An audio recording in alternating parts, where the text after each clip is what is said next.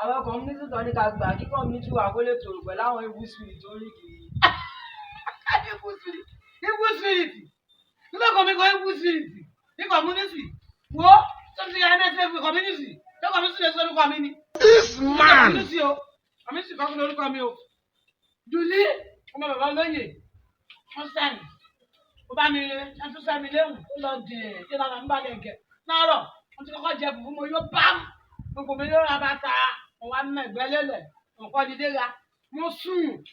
Nígbà tí mo jí. Mo mú kókọ́ọ̀sì. Mo bẹ̀rẹ̀ sí ní Ṣé ń jí kékeré kan lọ yan?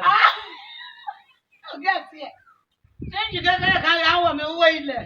Èyí tó tà ní ọ̀dọ̀ wa kékeré tó wá bù wá fún mi tó jẹ́ tèmi. Mo bá mu mo yẹ èmi máa ń jẹ́ màmá mi jẹun tó máa jẹun bẹ́ẹ̀ ni máa kú. Ó máa tán àbí kò ní tán. Àtọ́jú tán, wọ́n ṣe community kó community kó gbájú níjà ní ọ̀ṣẹ́.